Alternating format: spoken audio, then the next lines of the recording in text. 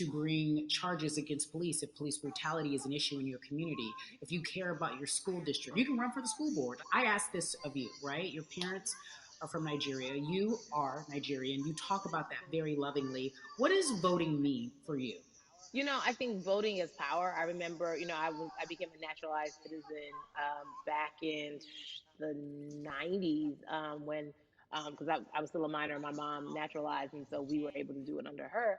And just even that power of like, we are American citizens and all the access that we have by being citizens, one of those accesses and those access to power being voting. It's a big deal. It's a big deal because not only do we have the opportunity to be in this country, but now we can be of the country. We can be of the systems. We can be of the rules. We can be of what it actually affords.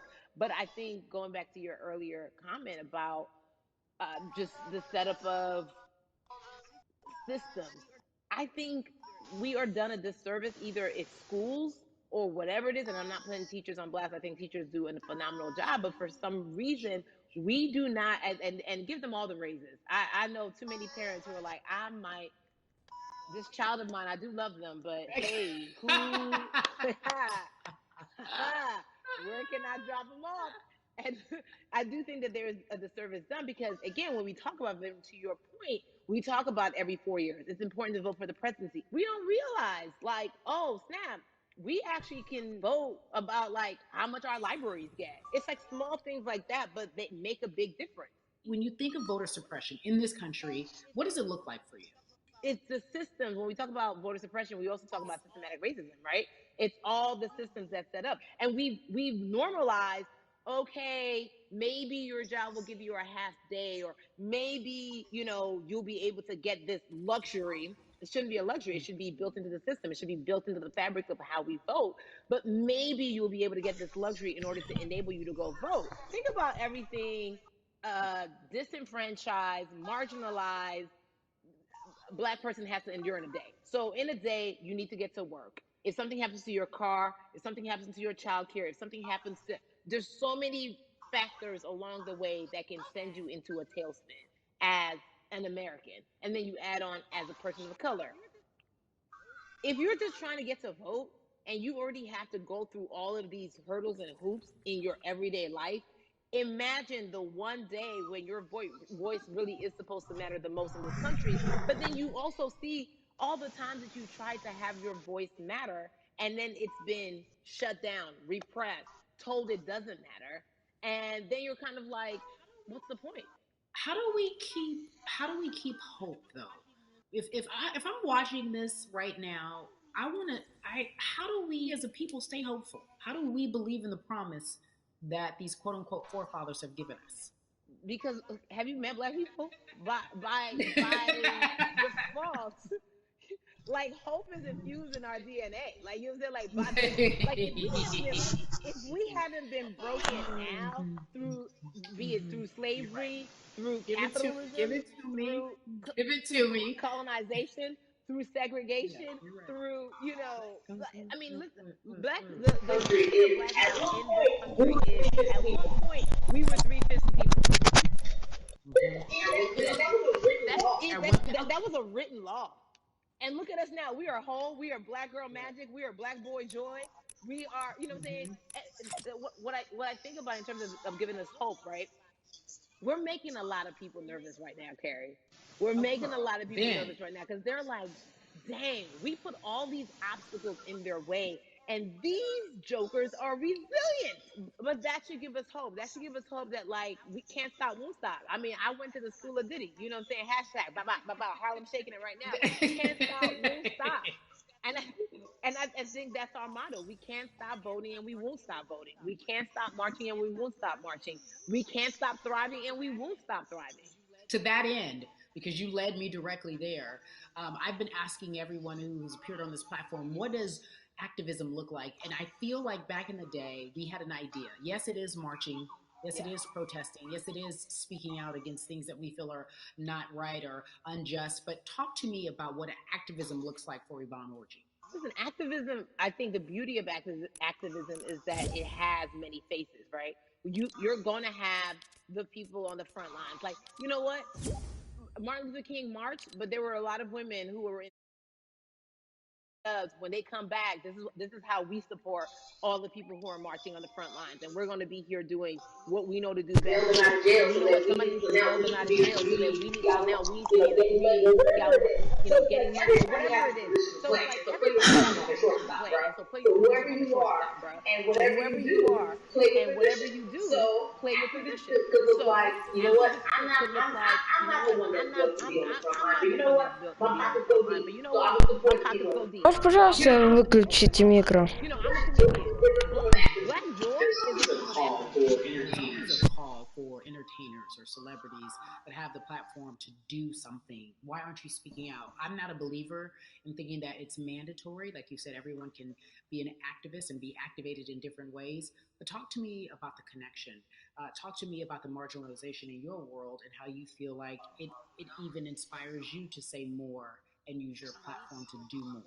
Beneath the surface of what we do, like Niecy Nash says, it's the the who, right? The who is the person who's going to be like, hey, let me call this out. Either blind racism in terms of overt racism, in terms of ways that we can be better, in terms of ways that we can actually be more uplifting to the community that you may not even realize that you're serving. Before I let you go, talk to me about the urgency, in your opinion, for people to vote, our people to get out and vote this coming election.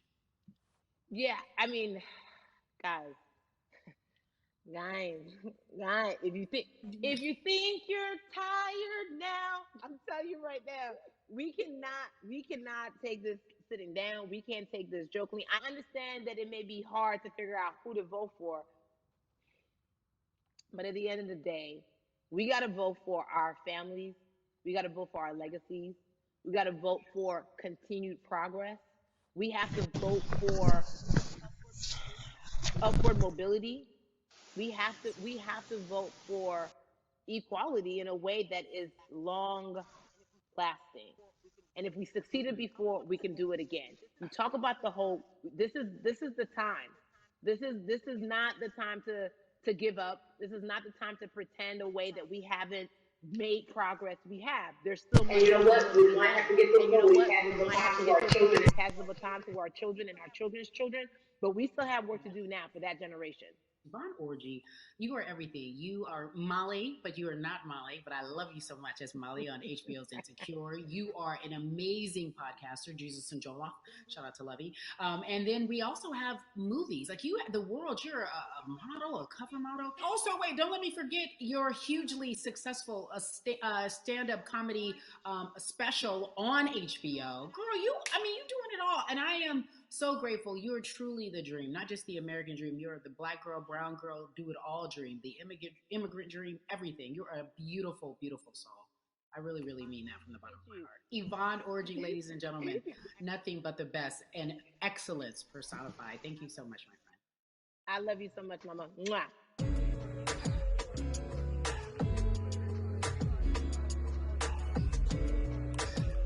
Yeah, la la. So, Atlanta has been one of the hotbeds in terms of political unrest and social injustice. We've seen so much happen in that city, and we've also seen so much come from that city, including one of our very own founding fathers of the civil rights movement, and that's Martin Luther King Jr. But right now, we want to welcome in someone who has used his platform to talk about voting, to talk about racial injustice, and how he's trying to help. Atlanta's very own Russ joins us now on We the People.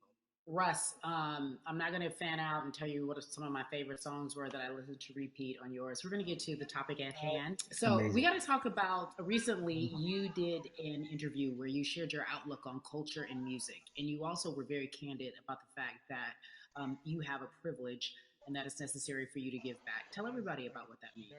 As like it's very obvious, I'm white and I'm in black culture and I'm benefiting financially off of it. So I feel like if you're a white person financially benefiting off of black culture, you have to put finances back into black culture. It's just that simple. The screenshots with your feelings, it just comes off like fake empathy because it comes off very dismissive and very oh, that sucks for y'all. But anyway, back to what I was doing. Have you felt that way always, or is it now because of the time of where we are in this country? I've always had the feeling. I think now it's just obviously elevated. It's a new level, and there's new, it's to the point now where you can't. First of all, you can't not say anything. Second of all, though, I just think saying something isn't enough anymore. I think, if you have the ability to put money back into a culture that you're financially benefiting from, have the ability to, you should. It's interesting that you talk about it in that way because some people do believe that silence is the best Легче way выруби микро, especially пожалуйста. especially if you're white and you're in the black culture. People just feel as if they can't talk about it. They feel awkward. They feel as if they don't have the privilege or the voice or the words. How do you find yourself right now in terms of interacting with people when they want to talk to you about social injustice, Выруби микро, what's please. going on in this country right now? Well, first of all, picking and choosing whether you want to be silent or not about race, that's a privilege in and of itself. But no, I mean, I try to just do my best to listen to the black people around me, and the educated black people I have in my life. So I do my best to not act like I have all the answers for everything, especially in a culture that I'm not from. But that's why when we decided to raise the money for Black Lives Matter organizations, when we raised 500,000, we got on the phone with some of the women who started Black Lives Matter. I got on the phone with Tamika Mallory. I was on the phone with Karen Civil and talking with my friends to make sure the money went to like the correct places, and people who really need it. It's just about listening. That's all. It's about listening. Let's talk about that for a moment because the way I think of activism, for me, it looks very differently. It's not necessarily just protesting on the front lines. I think that's great. But what about being an activist in the way in which you have decided to be one? What inspired you? What did it look like? You said you raised money for Black Lives Matter. What did you do? Mm-hmm. Walk us through everything that you did and how you find yourself in this moment right now. So for me, it was 3 years ago. I had like a string of festivals, and I decided that I was going to wear T-shirts with a message on them because I figured, what better, what better time to use a platform than in front of a bunch of people. So one of the T-shirts I wore was, "If you want to change the system, speak up. White silence is pro-racism." The whole thing, and it didn't really it kind of got swept under the rug back then. But when all this stuff started happening again, and it's been happening, the police brutality against innocent black people, I was like, man, I'm not the biggest artist in the world, and I certainly don't have the most white fans in the world, but I got a good amount of people that I can definitely mobilize and turn into some money. And I know they're down for the cause because it's merch, it's a good thing. And I've always been outspoken anyway, And so how am I going to be in black culture and not be outspoken about racism? And then I got to ask you this because you grew up in Atlanta, so that gives you a heads up, depending for so many people, because you're in the crux of that beautiful black city where there are so many wonderful black leaders, home of so much great music and things that speak to our culture right now. And we are really, really getting our word out, especially with this platform today, and saying that we must use our voice to vote. Talk to me about what the importance of voting for you in this upcoming election. Yeah, so full transparency, I had never voted before, ever. And because, I was one of those people who was like, my vote doesn't matter. And, I don't know, maybe it's because I was younger, maybe it's because I really thought that, or I don't know, but I just think that it's got to, now this is a bit of a privilege to say it's got to a breaking point for me, because obviously it's been past the breaking point for black people. But I think that as a whole, the young people need to get out and vote, because we're the ones that never show up. You know what I mean? We never show up to vote, but we're the future. So it's like, look, we got to go out there and vote, and then whatever happens, but at least we did our part. You got to do your part. You're very candid in saying that you just decided to vote. And I think there's a beautiful irony in the fact that you have your fans saying, because of you, I'm voting. Right. And there's something beautiful about that. But I want to know why now for you. Why in this moment is it important for you to vote? And what hit your spirit to say, yes, this is the time to do it?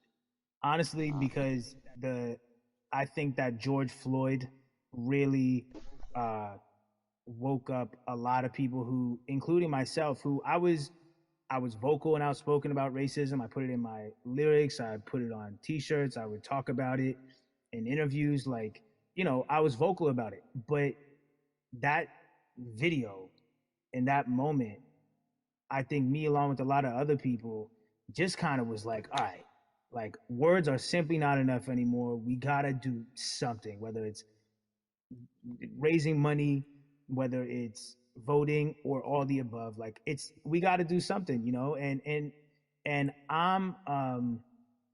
I'm ashamed that it took that for me to be like, I need to raise money and I need to vote. It's a shame. And I don't know, I guess it snapped a bunch of people out of it. And even if you were vocal and whatnot, it's time to actually put your money where your mouth is. It's time to go vote. It's time to just stop talking about it and be about it. And it's been time for that, but like I said, I'm ashamed that it took me this long to actually really, really be about it, but I'm here now.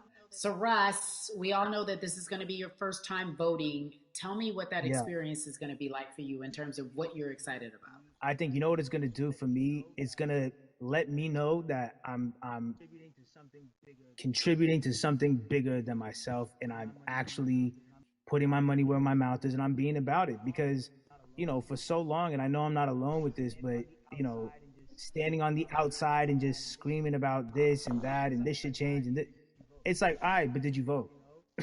you know and so I know it's going to feel good to know that I played a small role. And that's the problem. I think the mentality of like my vote doesn't matter needs to be changed to my vote, albeit small, does matter. It's a role I'm playing, and if I play my part and you play your part and he and she plays their part, then we make a difference. But it'll feel. I have a feeling it's gonna it's gonna feel very, very bigger than me. I mean, I think when you realize that giving uh, actually feels better than receiving, that's when you start wanting to do your part and contribute. So, voting is an easy way to give. You know. Yeah. To whom much is given, much is required, and you have been given a huge platform, and we are so grateful for you, Russ. Philanthropist, artist, community activist, first time voter. We appreciate you for doing Yes. this, okay? Thank you. I appreciate y'all.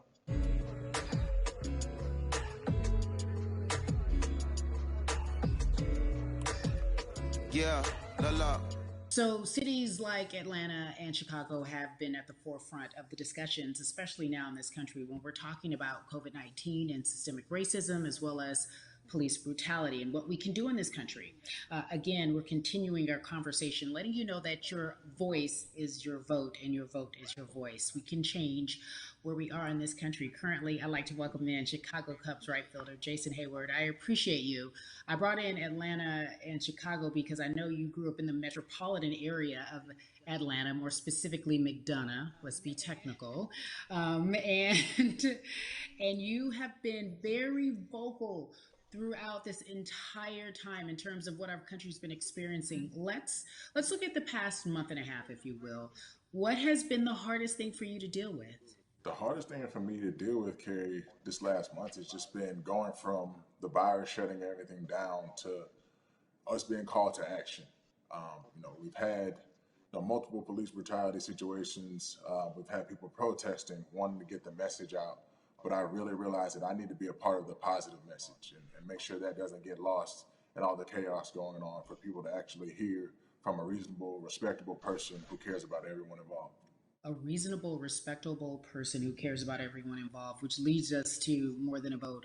It is a beautiful collective of Black athletes and artists. You are a part of that. Talk to me about why that's important for you right now, and this be a part of that collective. To me personally, it's important to be a part of that because I've somewhat used baseball and my craft as an excuse to not get more involved in voting. But I can't any longer use baseball and work as an excuse not to get educated and not also to show people like at any moment in time, any walk of life, we can make a difference. So tell me in your words, what does activism look like for you? In my words, it looks like LeBron James, the biggest athlete right now on the planet, speaking up and breaking the ice for everyone. And I think for the first time, people see and hear from us. So now we have white teammates, we have other people speaking up and realizing, okay, like this is how we go about doing this. And to me, right now, social media, athletes speaking up, entertainers speaking up, like we're trying to do it more than a vote. You said something I thought was so key because covering sports for so long, I know that it's tough for black players specifically in Major League Baseball to talk about how they feel. Adam Jones did it in a very eloquent way early on, but there are very few that are vocal. You said you all were afraid. Why use that word and why were you afraid? You was afraid because in 2019 there were 68 of us total, and there are 38 teams. There's 25-man roster on each team. There's a 40-man roster, which is on each team as well. And there aren't many of us. So we're outnumbered in that sense, but not always in a negative way when it comes to our teammates and our clubhouses. But to get to this point, you have to move a certain way. You got to be careful what you say. You can't ruffle feathers. You can't come off in any way. Much like other black entertainers, much like yourself. Probably having to live through life every day. But to get to the highest level, you got to button up. You got to be seen and not heard. So baseball is, like I said, it was time for us to try and speak up and make a difference and show it's okay to do so because we can't be quiet. That is a button up, be quiet, be seen but not heard. That is a an expression that a lot of black folks can relate to in whatever aspect of professionalism that they experience, especially if they don't work for themselves. They just feel that. That is also a socialization that we have as black folks, especially like you said. And for so long, I felt it bubbling right underneath the surface that so many of us who were in whatever positions we were, who had platforms, were tired of pretending and looking the other way and spending so much time making others comfortable while we were uncomfortable. Do you feel that this is the type of movement that is sustainable, or is it just for a time? No, it takes everyone joining in on the conversation. And right now, I feel like more than ever, there is little things as possible to distract from bigger issues. And we saw on draft day, we saw our president, Theo Epstein, holding up the sign saying Black Lives Matter and wanting to include the rest of MLB in that. But now we're having those conversations as well. So I definitely think this is sustainable. And it's not always just going to be the popular thing to do. This is something that people want to get right because they know we care. Jason, you said you think it's sustainable, that what you're seeing, especially with your colleagues in baseball, that this can be something where you're feeling more comfortable, feeling more safe to share how you feel about social injustice and police brutality. What are you doing right now in this moment with your platform to help change how we look at voting and how to educate the culture and the community about voting?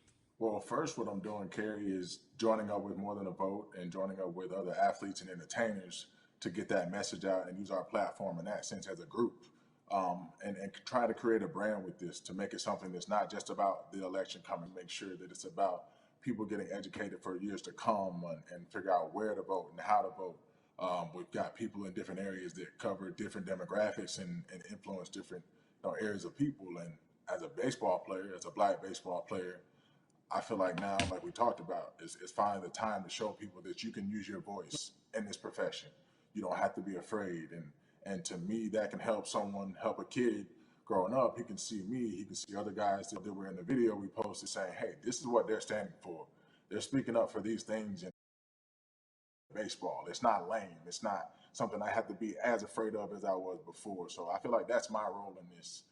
I have a younger brother as well. He's 24. He also plays baseball. So I've got to lead by example. I can't just always, come up with a good answer that sounds good on TV when I get asked a question on, what do we need to do to make changes?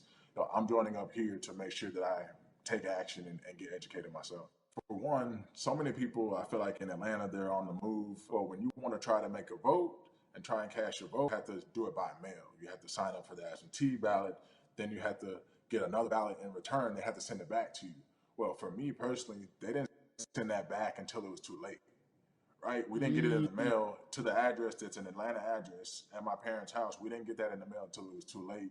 And then from other friends and family that are still in Georgia right now, I just hear about them being held in lines too long and trying to get off work. And we know how it is for any family, but let alone a black family in a city or in the suburbs trying to take care of their family and trying to provide for them. You try to get off work, that, and then you're like, wait a minute, you start looking at the clock. It's like, oh, this is not going to happen today, right? And so I saw, Mayor Keisha Bottoms, reach out via social media to people and say, hey, I'm going to address these issues right now. I need y'all to stay in line to cast your votes. Keep hanging in there. So to me in Georgia, that's what that looks like. Well, it's interesting that you even bring that up because there have been all these images specifically from Georgia, because that's such a battleground, where you see people, especially when it came to the primaries, doing whatever it takes. And this is real life voter suppression that you're talking about. It's been happening for decades. It's not fake. What you're saying, these examples of sending you your ballot too late after the fact, or shutting down the polls at 6 o'clock while people still are in line, that's a real life issue. There needs to be some type of change. And I think that what we're doing right now is fair, but the idea of voter suppression, do you think that is well known, especially with folks within the generation, your generation? I think it's known in our communities, right? I don't think it's spoke on enough. I don't think there's been enough light drawn to it. Bring it to light. Let people hear about it. Let people learn about what that looks like. And get more people to say, okay, look, like this is going to happen. We have to expect this, and we can no longer make the excuse. We can't say they didn't warn us. Jason, everybody knows, or it feels as if everyone knows, that the time is now. America's paying attention to us. We have their eyes. We have their ears. If you look toward the future, what are you most excited about in terms of seeing a change? I'm excited about how fast the word is traveling. The word is being spread right now. The biggest athletes, the biggest icons, biggest entertainers are doing their part, but I'm also seeing people out there on the streets doing their part. When so many things got lost, could have very easily got in the commotion when it came to protests, and you saw rioting. Как они еще не устали болтать? People still went out there and said, look, we're doing this for the right reasons. We're going to come together. We're going to use drones. We're going to use social medias. I feel like this is a new way. Голи в нем. Done the right way to spreading the message. You're right about that, and you're right. Погнали. Створку. Energetically, we out here, we doubling down. Thank you so much. Все, пацаны, я лягу.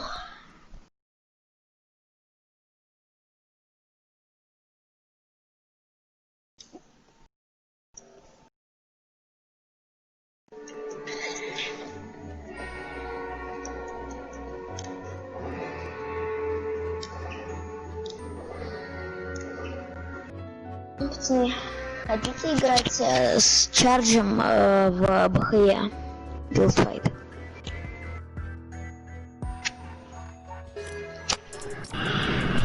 Это, скорее всего, да. Готовьтесь.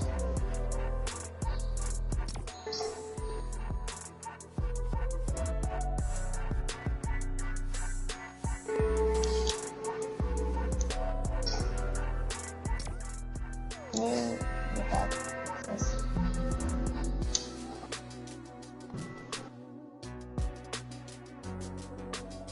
Во. Все.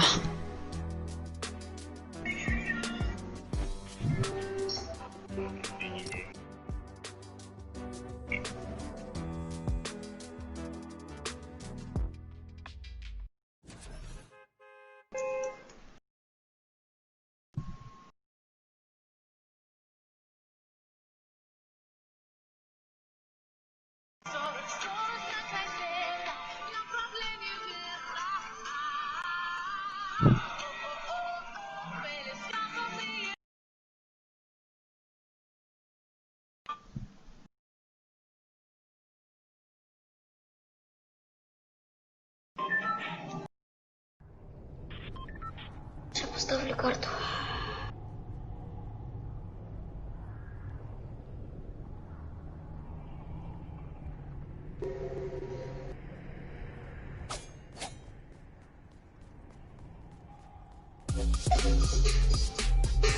Короче, пока что оружие не берите, только присоски.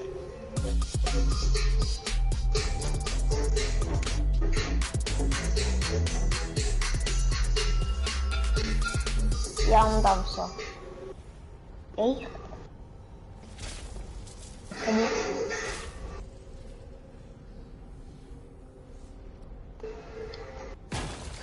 Рулик.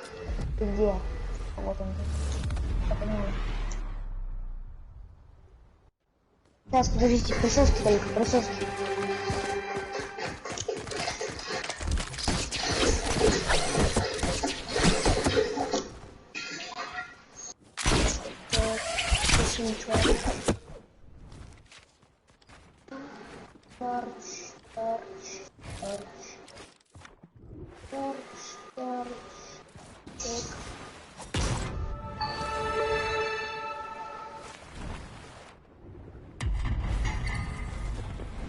Тогда здесь я сказал не брать пока что ничего.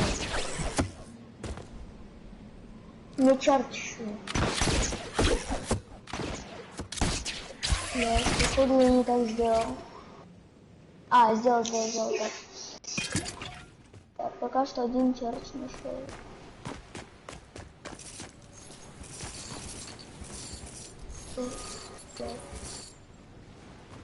Может, конечно... Летать нельзя. Может, конечно, не всем хватить. А, блядь. Не всем хватило. Не летай. Короче, сюда идите. Ко мне. Шрик, сюда иди.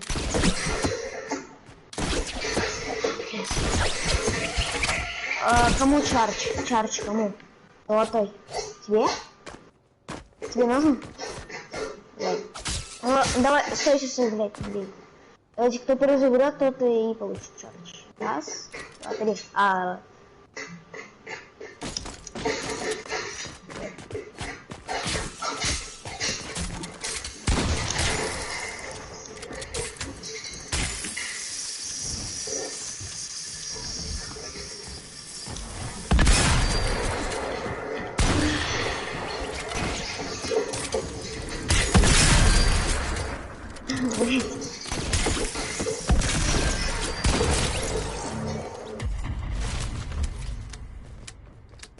Блядь, да в смысле дайте помпуна? Во.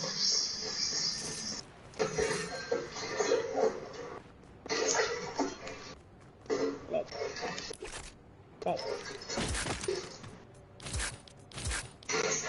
Ну, кто же мне будет голосовать? Блядь. Иди. Кто где? Блядь. Сюда все, блядь. Откуда вы стреляете?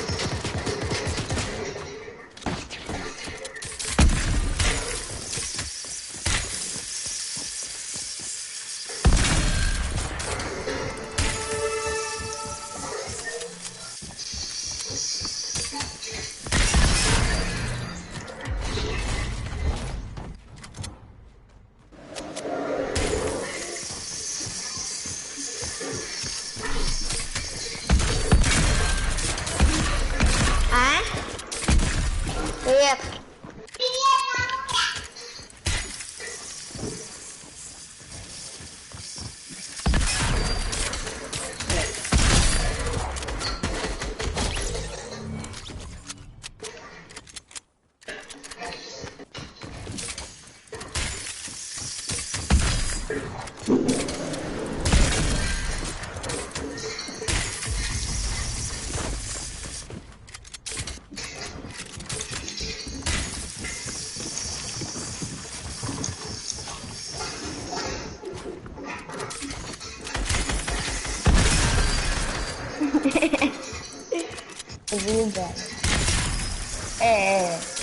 Я просто смотрю, нахуй.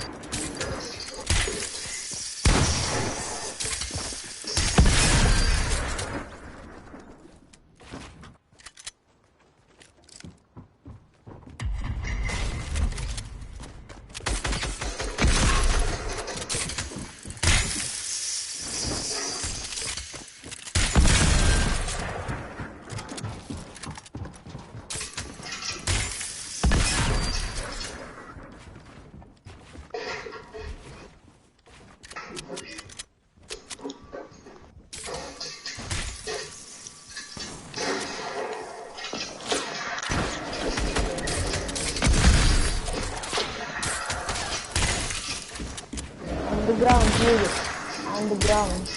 Blood.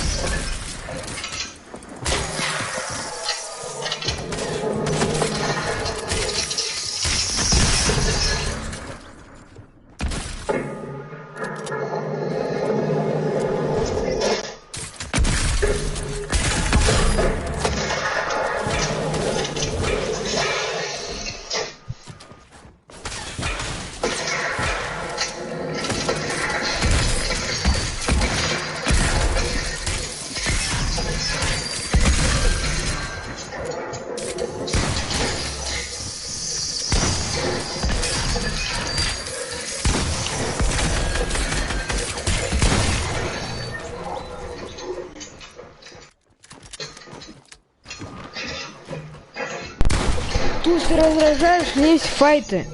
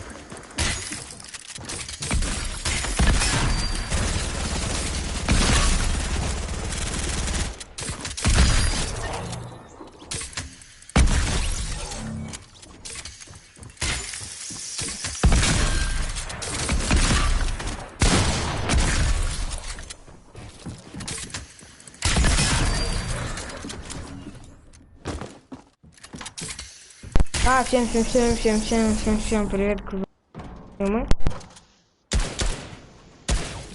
Че?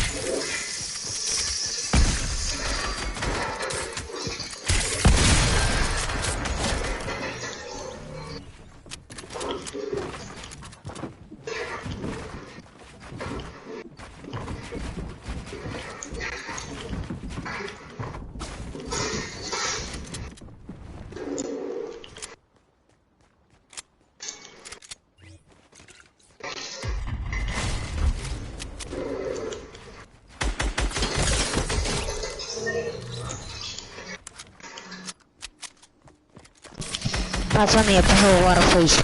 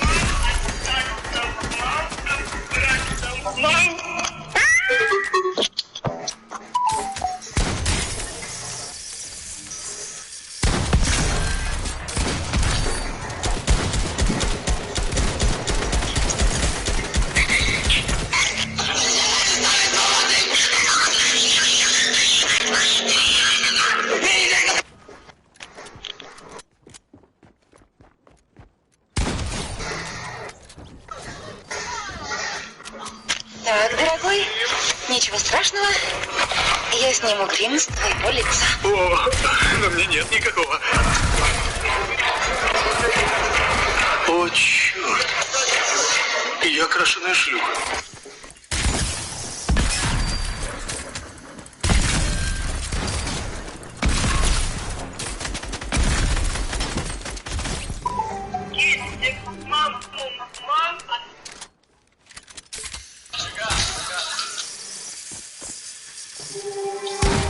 В чем подвох? Нужно тебя отсосать или что?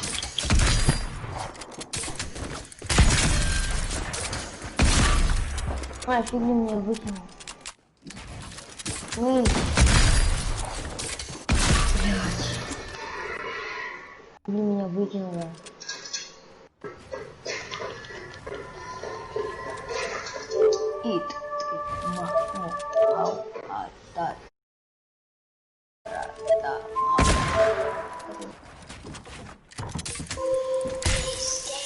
Девять часов осталось, сука.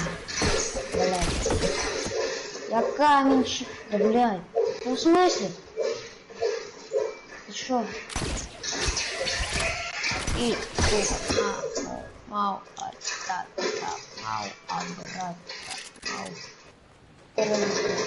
блядь. Стой, захуевший. Сука. Бессмертный, блядь. Нахуй иди.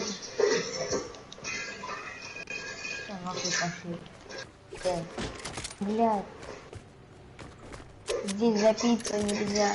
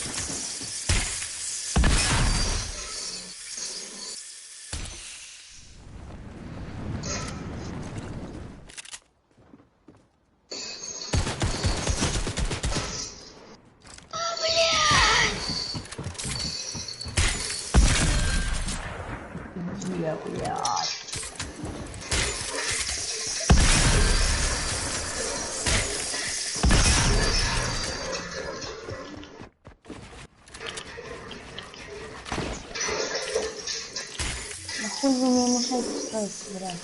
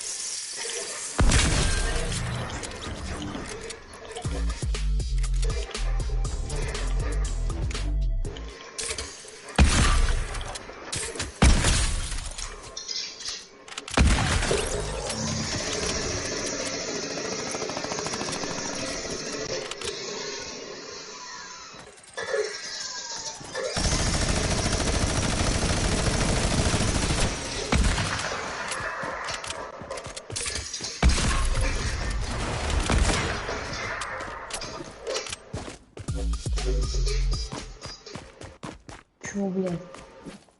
Что за хуйня?